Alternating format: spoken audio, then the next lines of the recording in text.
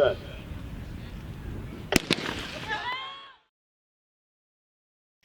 My name is RJ Miller. I became an All-American in 2022 by placing 8th at the NCAA Division III National Championships. The feeling, looking at that board and finishing 8th and seeing my name in the 8th place position, and being called to the tent to wait to receive my championship trophy was amazing. I remember just thanking God so much. I loved every bit of it. I enjoyed every bit of it. Doing interviews with the school, with the newspaper.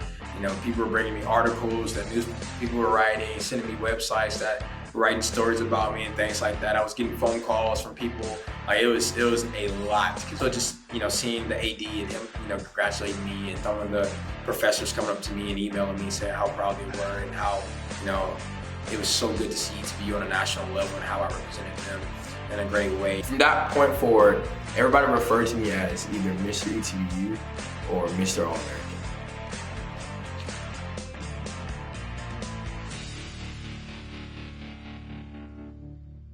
If I'm being honest, it got to a point where I began to, get caught up in all of the attention, get caught up in all of the love that I was getting from people, and to some extent losing myself.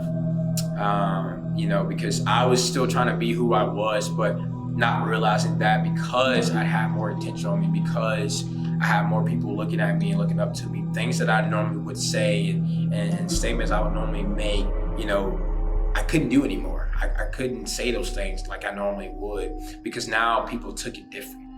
The expectations started to come out and hey, you gonna do it again next year? Hey, you're gonna go right back next year, right? And win the whole thing. National championship is next, right? Yeah, it's all cool. But deep down, I always talk to my friends about it, my roommates at the time. I was like, dude, I don't know how much more I can take of this, if I'm being honest, because I didn't want people to start treating me different because of the success that I had. Because I want people to know me as RJ still, as the funny, goofy, laughing, Christ-loving RJ. That's what I want people to know me as, not just as a track and field athlete. It became very, very overwhelming for me, trying to uphold this image, trying to carry out this persona of everything's okay behind closed doors, everything is where it needs to be. I'm RJ Miller.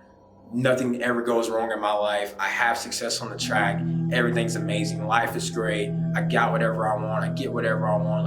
That's it. And that wasn't the case at all. I began to do track for the wrong reasons. I began to cherish track over my relationship with Christ. I began to prioritize track over everything. In those moments, I lost who I was. I lost who God made me to be. I lost my purpose.